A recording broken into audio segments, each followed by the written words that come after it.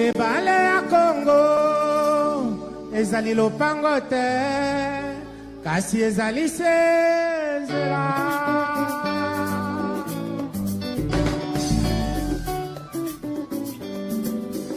Et salut à tous, mon message aujourd'hui premièrement est adressé au FARDC, aux militaires congolais pour vous dire que non. Premièrement, c'est un message de félicitations et d'encouragement. Félicitations par rapport à ce que vous êtes en train de faire et pour vous encourager de continuer à le faire et même multiplier aussi beaucoup d'efforts. C'est très important. Je sais une chose, ce n'est pas facile, mais vous pouvez y arriver car je sais que vous êtes tellement fort. Beaucoup de gens vous sous-estiment, mais moi je sais que vous êtes vraiment fort car la victoire d'une guerre, ce n'est pas premièrement le matériel, non. La victoire d'une guerre, c'est premièrement Dieu et deuxièmement votre morale. Vous devrez mettre ça dans la tête que vous êtes là pour la victoire et vous l'aurez au nom de Jésus-Christ. J'aimerais aussi faire appel à tous les Congolais. Il est temps de soutenir votre pays. Il est temps de soutenir votre armée. Je le vois aux États-Unis ici, quand tu sors avec ta tenue, ton uniforme, tout le monde te donne le privilège. Tout le monde s'arrête pour te dire merci pour tout ce que tu fais pour cette nation. Sans vous, nous ne pouvons pas être les États-Unis que nous sommes. Ayez cette attitude, ayez cet esprit patriotique. J'aimerais vous dire une chose. La Bible dit ceci. Priez pour le pays là où vous résidez, car votre bénédiction en dépend. Tu ne peux pas être joyeux, tu ne peux pas être béni si ton pays n'est pas béni. Premièrement, ton bonheur dépend de ces pays-là. Donc, je vais aussi faire appel à tous les Congolais de soutenir le FARDC et surtout aussi les TikTokers. Donc, vous avez beaucoup de visibilité. Prenez au moins 1 seconde, 2 secondes d'encourager vos militaires. Ça sera une bonne chose.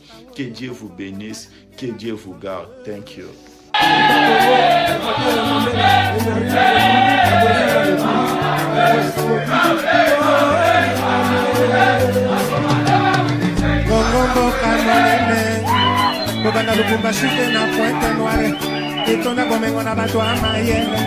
L'ennemi pensait que nous étions ses femmes pour qu'ils viennent baiser. Il est venu jusque dans l'aéroport international de Goma. C'est en direct, hein? Vous voyez comment ils sont en train d'allumer le feu là-bas. Au Rwanda, ça brûle. Ça brûle. Donc nous sommes déterminés aujourd'hui pour sauver notre pays. Donc, l'ennemi n'est rien. Nous allons libérer aujourd'hui la République. Nous allons libérer la République. Nous allons libérer la République.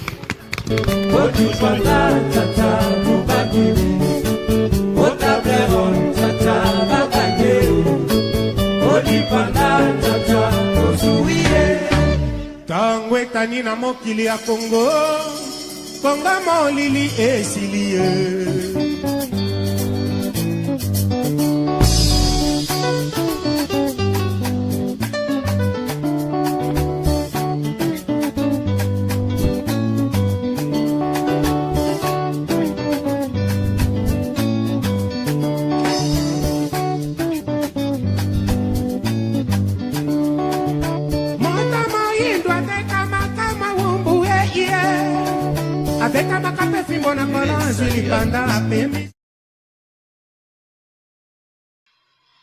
Très bien. Merci mesdames et messieurs, bonjour, bonsoir. Ça dépend de l'heure à laquelle vous nous suivez. Merci de votre fidélité. Vous êtes déjà nombreux connectés pour suivre votre magazine, Le Rendez-vous. Le Rendez-vous, c'est un magazine que nous avons improvisé afin de vous communiquer en temps réel. Nous sommes en direct de Mbujimayi pour vous faire vivre toutes les actualités, mesdames et messieurs. Vous ne serez pas déçus. Nous avons choisi le bon côté, bien sûr, de l'histoire afin de communiquer de vraies informations, vous informer en temps réel, contrairement à tout ce que l'ennemi est en train de distiller dans l'opinion. Nous avons choisi cette cet aspect des choses, c'est suite à, à la menace, bien sûr, cette menace qui a été proférée contre le peuple congolais de manière générale. C'est presque tous les Congolais qui sont menacés, mesdames et messieurs. Nous ne pouvons pas laisser notre patrie en train de partir. Je vous l'avais déjà annoncé, mesdames et messieurs, que la guerre est sous plusieurs fronts. Aujourd'hui, nous qui n'avons pas l'opportunité de nous rendre à l'Est, prendre les armes pour défendre notre pays, nous avons choisi le front médiatique car l'ennemi a distribué, lancé ou sinon a créé beaucoup de faux communicateurs afin de nous terroriser à chaque fois qu'il y a des fausses informations. Ils ne font que proliférer et envahir la toile. Nous souffrons sérieusement. Laissez-moi vous exprimer, mesdames et messieurs, l'amertume qui ronge mon cœur de temps à autre. On ne saura pas se taire car notre pays est attaqué. Voilà, je vous demande de partager massivement. Aujourd'hui, je vais vous présenter toute la situation actuelle ce qui se passe à l'est du pays. Eva Patrick, aujourd'hui, Corneille Nangaa a tenu un meeting populaire. Qu'est-ce que vous en dites? Je vais vous expliquer les dessous de tout ça. C'était un meeting populaire ou un meeting du populisme? Alors, ce sont des petites questions parfois qu'on se pose. Chacun de nous a toujours sa réponse. Mais j'aimerais que vous qui voulez commenter, vous puissiez le faire de manière sportive tout en respectant aussi les avis des uns et des autres. Ici, nous ne tolérons pas les injures, les insultes, ainsi que les messages de découragement et de démoralisation. Ici, c'est encourager nos FARDC, encourager la République, donner de vraies informations et informer parce que une mauvaise information est considérée comme un poison. Alors, je ne peux pas vous laisser. Voilà, raison pour laquelle, mesdames et messieurs, frères africains, européens, vous tous qui êtes en ce moment connectés en train de nous suivre, nous avons des bonnes informations vraiment à vous passer. Au sortir de la session extraordinaire qui a été convoquée par les deux présidents de la Chambre haute ainsi que de la Chambre basse, je dis bien honorable Vital Kamerhe ainsi que Samalou Konde Jean-Michel, sur demande du chef de l'État Félix-Antoine Tshisekedi Tshilombo. Le rapport qui est sorti, quelle année le contenu? Alors, on veut savoir parce que la toile est envahie. Tantôt, Kamerhe dit autre chose et le chef de l'État dit autre chose. C'est ce que l'opinion a constaté. C'est pour cela nous sommes donné le devoir de vous éclairer, mesdames et messieurs. Qu'est-ce que Kamerhe avait réellement dit et ce que le chef de l'État avait dit et ce qu'il veut exactement. Voilà les 2 points ou 3 que nous allons, mesdames et messieurs, développer ensemble avec vous ici. Avant de vous lâcher ou vous laisser d'abord les quelques vidéos que vous allez suivre, je voudrais d'abord ici saluer le courage et la détermination du peuple gomatracien, de partout du Nord Kivu de manière générale, plus particulièrement ceux qui vivent sous l'occupation actuellement à Goma.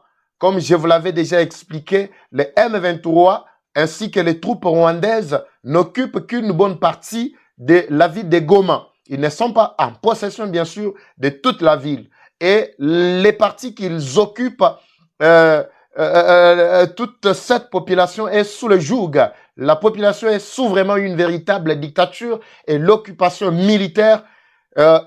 Ces derniers sont en train de vivre du calvaire. Vous avez tous les témoignages ici. Je vais vous faire passer tout ce qui s'est passé réellement aujourd'hui de manière générale avec nos amis qui sont sur place à Goma. Mais bien avant ça, j'aimerais d'abord vous laisser suivre ce que l'honorable Vital Kamerhe avait dit ou le reportage, l'élément qui a été produit par le bureau de l'Assemblée nationale, considéré comme effectivement le rapport, bien sûr, le rapport de ces activités, ces assises qui ont vraiment pris quelques moments de réflexion autour de cette question cruciale, l'invasion des troupes rwandaises sur notre sol congolais. Voilà, je vous laisse d'abord, mesdames et messieurs, suivre Honorable Vital Kamerhe et puis nous allons retourner pour vous donner plus de détails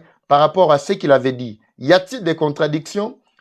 Certains pensent que le chef de l'État, lui, va en découdre une bonne fois pour toutes avec ses rebelles, et une autre partie, une autre opinion également pense aussi à son tour que le président de l'Assemblée nationale est en train de jouer, bien sûr, les jeux de l'ennemi.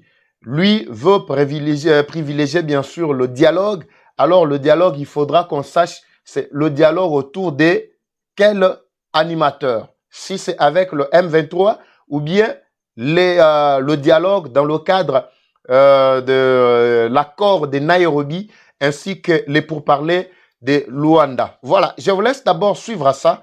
Nous allons retourner, mesdames et messieurs, pour plus de détails. C'est parti, suivez d'abord, on serait tout juste après.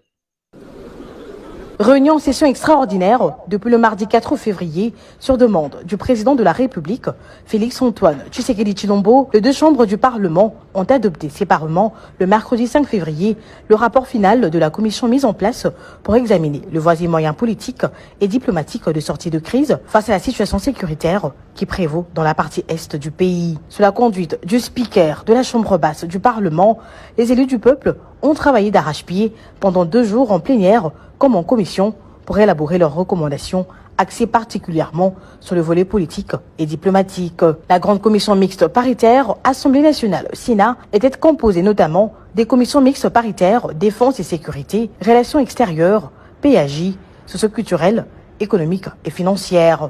Après l'audition en commission du vice-premier ministre, ministre de l'Intérieur, Sécurité, Décentralisation Affaires coutumières et du vice-premier ministre, ministre de la Défense nationale, les députés nationaux ont conjugué leurs intelligences pour réfléchir sur les voies et moyens de sortir le pays de la crise sécuritaire qui traverse. La plénière, tenue à huis clos, en cette deuxième journée, a adopté à l'unanimité et sans débat le rapport final mixte qui contient toutes les recommandations de 2 chambres du Parlement. Ce rapport, dont la primeur est réservée uniquement au chef de l'État, rencontre sur tous les plans les attentes du commandant suprême.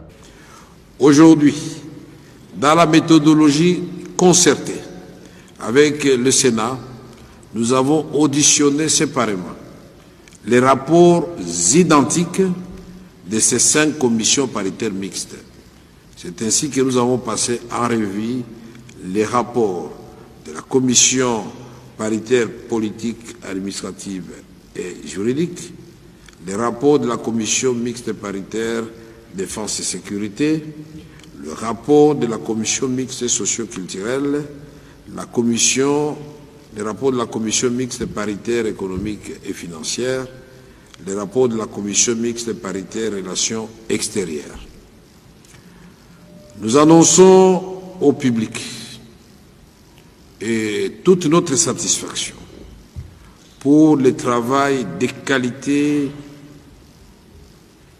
réalisé par les honorables députés et les honorables sénateurs qui se sont mis d'accord sur les matières principales sous forme des recommandations à remettre au président de la République. Et tous ces rapports ont été adoptés tour à tour et à l'unanimité, sans contre et sans abstention. Ceci mérite quand même les applaudissements de la plénière. Honorables députés, chers collègues, je tiens sincèrement à vous remercier pour le travail que vous avez fait. Vous avez démontré encore une fois de plus, au regard de vos recommandations et résolutions, que le Congo, c'est un pays de paix, un pays qui veut la paix chez nous et ailleurs et impulser le développement. Il sied de signaler que ce document d'une extrême importance va se joindre à celui présenté par les évêques de la Senko et l'Église du Christ au Congo pour outiller objectivement la décision du président de la République, garant de la nation. C'est avec une note de satisfaction que le président de l'Assemblée nationale, le professeur Vital Kamerhe, et le président du Sénat, Jean-Michel Samalou Condé, ont chacun suspendu la séance après avoir épuisé la première matière de cette session extraordinaire qui va se poursuivre avec la présentation des juges de la Cour constitutionnelle nommés récemment par le chef de l'État, Félix-Antoine Tshisekedi Tshilombo. ebale ya Congo ezali lopango te kasi ezali sezela.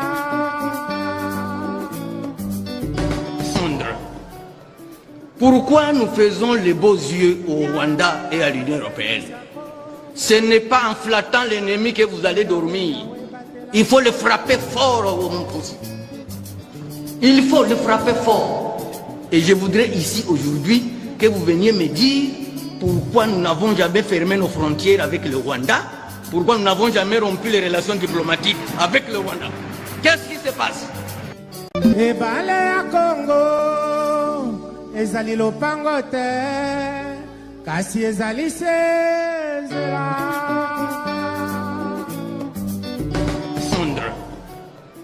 Pourquoi nous faisons les beaux yeux au Rwanda et à l'Union européenne? Ce n'est pas en flattant l'ennemi que vous allez dormir.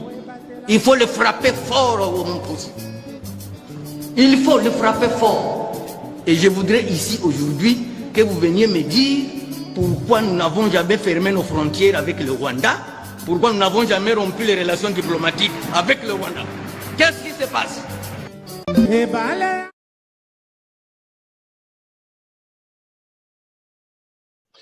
Très bien, merci mesdames et messieurs, encore une fois. Merci de votre fidélité. Vous êtes nombreux en train de nous suivre. Voilà.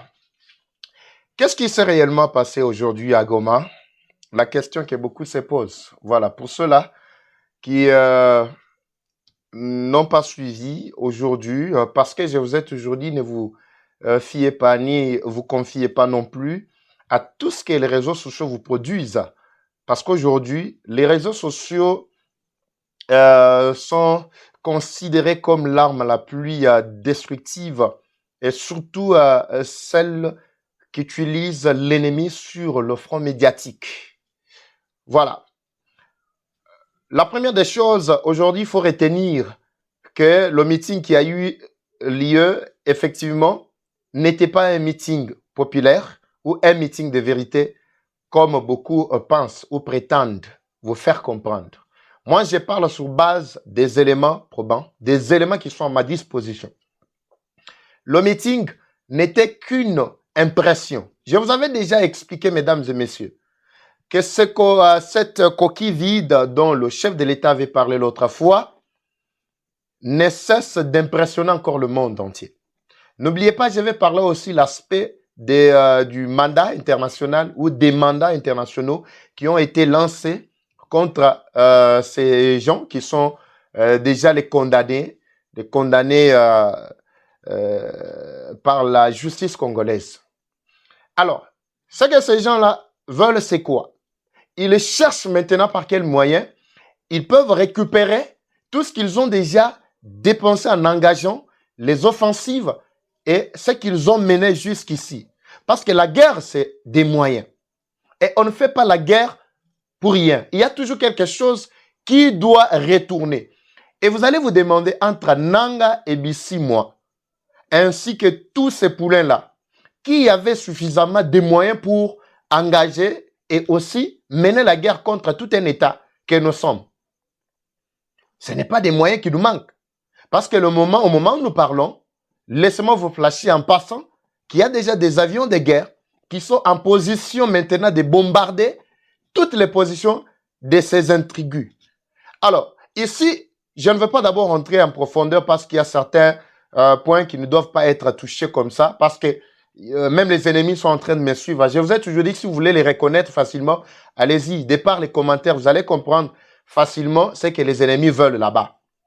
Et quand nous nous mettons comme ça à parler, sachant bien que nous nous disons la vérité, ils remplissent, ils sont là, ils distribuent le lien entre eux, ils commencent à suivre scrupuleusement tout ce que nous donnons pour qu'ils puissent tirer aussi les quelques aspects stratégiques qui vont leur permettre à bien continuer leur sale besogne. Mais ici, je vais bien commencer par souligner ceci, mesdames et messieurs. La guerre, c'est des moyens. La guerre, c'est de l'argent. Alors, que ce soit Nanga et que ce soit Bissimwa et tous ces gens-là, ce sont des rebelles. D'abord, ils ont des problèmes d'abord de santé entre eux là-bas. Ils n'ont pas suffisamment de moyens. Ils sont soutenus par le Rwanda qui, à son tour, reçoit aussi l'aide de la communauté internationale et bien d'autres amis, alliés, voleurs, qui cherchent par quel moyen entrer parce que les minéraux que ces voleurs sont en train de voler sur les sols congolais ne sortent pas par Burundi ou par Tanzanie, par autre voie, si ce n'est que la voie de la République du Rwanda. Par Paul Kagame. C'est Paul Kagame qui occasionne tout ça. Alors, quand Paul Kagame, à son tour, perçoit les moyens ou l'argent, il prend sa part pour son pays, parce que vous devez retenir que Rwanda tout entier, son économie ne dépend que tout ce qui se passe à l'est du pays. Ça, je pense que personne ne pourra me contredire. Alors, des miettes qui restent, c'est tout ce qu'on leur donne comme motivation avec objectif de mener les offensives, de continuer leur sale besoin et montrer de quoi ils sont capables. Alors, pour parvenir à exhiber à la face du monde combien ils se font capables, ils sont en train de se camoufler au milieu de la population marginalisée. Ça, vous devez le retenir. Ils cherchent par quel moyen, c'est depuis Bunangana. Ce n'est pas la force qui manque à Tshisekedi. Kamere l'avait dit clairement que le chef de l'État, son problème, il veut épargner les vies humaines. Ce n'est pas la force, ce n'est pas la véritable réplique qui manquait au chef de l'État d'agir pendant que ces gens étaient encore à Bunangana. Le problème, c'est qu'ils viennent se camoufler dans la population. Ils commencent à chercher des stratégies. Ils prennent la population comme bouc émissaire. Ils prennent la population. Ils commencent à exhiber la population très bien. En plaçant les quelques masses de la population sur la première ligne du front. Que ce soit sur le front médiatique et front militaire. Comme Bissimwa et les autres là jouent sur le front plutôt diplomatique. Ce sont eux qui criaient chaque jour, nuit et jour, ils cherchaient le dialogue entre le gouvernement de Kinshasa que eux appelaient abusivement le gouvernement d'occupation. Je ne sais pas si vous comprenez, mesdames et messieurs. Alors, quand ces gens ici sont entrés, bien sûr, ce n'est pas la complicité de bien d'autres amis qui étaient à Goma. Quand ils sont parvenus, comme je vous l'avais dit lors de la première émission, je vous avais expliqué que la MONUSCO avait ouvert la porte selon une correspondance ou un correspondant que nous avons eu en ligne, qui était aussi au front, qui nous a expliqué comment les M23 sont parvenus à accéder facilement. Bien sûr, avec l'aide des troupes rwandaises, parce que c'est les troupes rwandaises qui ont envahi la ville de Goma. Alors, quand ils se camouflent, bien sûr, dans la population, et ils ne font que placer la population devant. Si vous regardez bien même là où ils marchent, ils veulent simplement que la population soit là à tout moment. Mais vous allez comprendre maintenant la réaction de la population. Mesdames et messieurs, ne vous trompez pas. Ce qui se passe à l'est du pays, ce n'est qu'une simple démonstration. Ce n'est qu'un simple populisme orchestré par ces rebelles, par ces troupes rwandaises, pour faire voir à la face du monde que les M23 ainsi que les troupes rwandaises sont forts de plus que l'armée congolaise. Les conclusions selon lesquelles vous aviez même suivi, même les rapports de l'ONU l'autre fois, avaient fait mention des armes qu'utilisent ces troupes rwandaises, soi-disant les armes sophistiquées. Vous aviez suivi ensemble et qu'ils ont des armes que nous ne possédons pas. Il est difficile de les attaquer. Là, c'était la MONUSCO. Je ne sais pas si on est clair à ce point.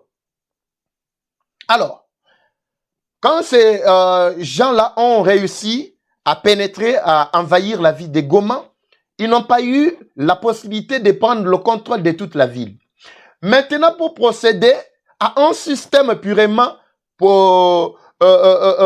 impressionnant, à une démonstration comme toujours, ils ont procédé soi-disant par nomination de ces poulains que vous avez vus Soi-disant, le gouverneur de la province du Nord Kivu et une nouvelle administration mise en place.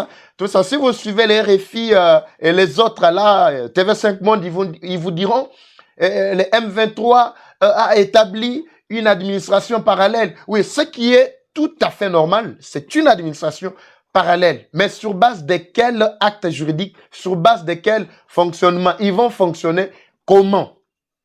Et vous allez vous poser des questions. Le gouverneur est nommé. C'est dans une province? C'est dans un pays? Ou ça se passe comment? Et je vais vous expliquer, mesdames et messieurs, selon l'histoire que nous avons grattée ici depuis 2020. D'abord par rapport à l'histoire du Sud Kivu actuellement aussi, sous les jougs. D'abord plus particulièrement du territoire des Fizi. Je parlerai même du groupement des Minembwe qui autrefois voulait posséder plutôt un autre statut administratif. On voulait que Minembwe soit une commune ou un territoire qui était bien installé. Nuit était le Tshisekedi que vous voyez qui se promène nuit et jour pour restaurer l'autorité de l'État, retourner vraiment le Congo aux Congolais. Nuit était lui. Alors laissez-moi vous dire que beaucoup de choses se seraient passées. Ce n'est pas pour rien que l'homme persiste d'abord dans sa décision de ne jamais négocier avec les M23. Parce que tout ce qu'il cherche, selon même l'histoire, selon ce que nous avons gratté ici, je vais vous faire passer, je vais vous faire voir tout. Ne vous en faites pas. Il y a même des images. Vous allez comprendre comment la chaîne a commencé et à quel niveau nous en sommes avec ce genre de bêtises. Ce n'est pas pour la première fois, bien sûr, que les rebelles font d'abord l'incursion où les troupes rwandaises occupent la ville de Goma. C'est pour la 7e fois pour ceux-là qui ne maîtrisent pas bien l'histoire. Je pense qu'on est d'accord. La population a été prise totalement de manière brutale selon les témoignages que nous avons. Et vous allez même suivre comment la population en plein meeting est en train de crier là-bas. La population en colère, en train de crier, la population a réussi quand même à braver la peur. En train de crier, Tshisekedi, président, Tshisekedi, à faire cela. Ça, c'est le témoignage d'un ami qui est là sur place. Je vais vous faire passer le témoignage et vous allez suivre de vous-même.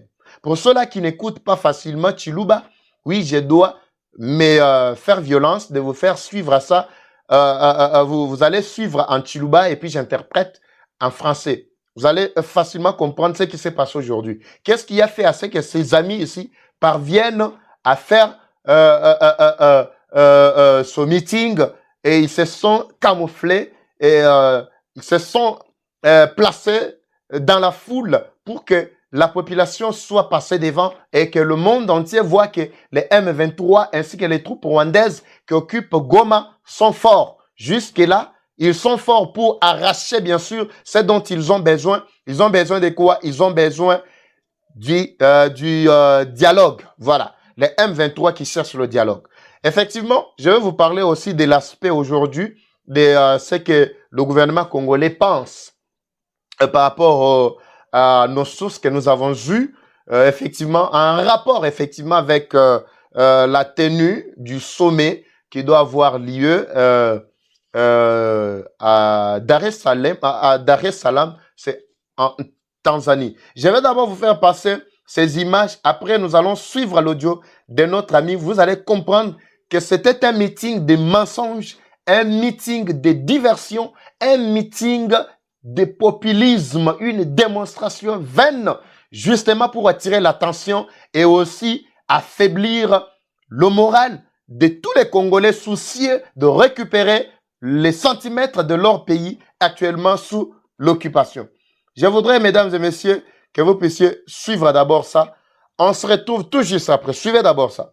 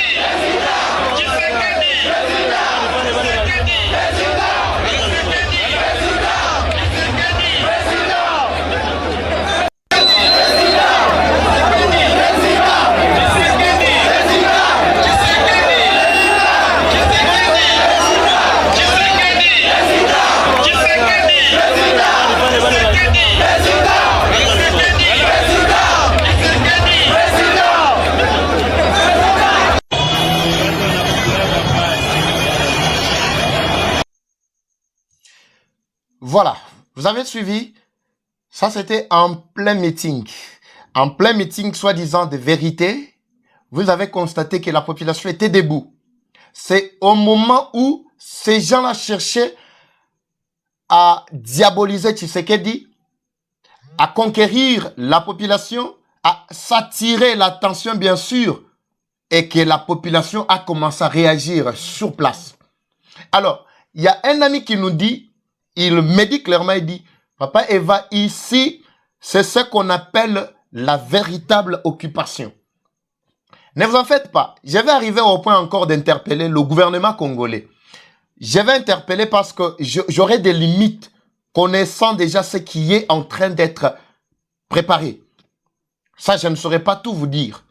Mais soyez sûr qu'il y a déjà une riposte en cours qui est en train d'être exécutée. Mais je vais vous dire, c'est à quel niveau. Ne suivez pas ce qu'on vous dit. Non, à Fizi, il y a ceci. Et d'ailleurs, vous allez suivre le message des responsables, des administrateurs de Fizi. Et les Ouazalendo ainsi que nos militaires qui sont là. C'est une exclusivité pour vous. Je vais vous faire balancer les images ainsi que le message de soutien. Et les autorités sont debout et vous allez suivre scrupuleusement tout ce qui s'était passé aujourd'hui là-bas à Fizi lors d'une marche organisée là-bas. Ici, vous allez voir toutes les images en live. Il n'y a pas de trucage ici. Est-ce que j'ai inventé l'audience, j'ai inventé les images? C'était au stade de l'unité pour ceux-là qui maîtrisent bien le coin. Et c'était la population congolaise qui était en train de crier. Pour ceux-là qui n'avaient pas vu l'autre fois, quand ces gens-là étaient en train de venir, c'était du véritable, je peux dire quoi? Comment on dit, chasse à l'homme. En tout cas, je manque même de termes pour expliquer ce qui s'était passé depuis avant-hier, hier, avant même que l'on parvienne à arriver à ce stade de soi-disant meeting qui s'est tenu aujourd'hui. Je ne sais pas si vous comprenez, mesdames et messieurs. Regardez là, nous sommes où? Pour ceux-là qui maîtrisent bien, ça c'est où? C'est le stade de l'unité. C'est là où ces gens-là avaient installé leur dispositif. Si vous regardez même là-bas, il y a encore des militaires qui sont là, qui se sont placés sur les murs et partout là-bas. Mais c'est la population qui commence à déclarer, qui commence à crier Tshisekedi président parce que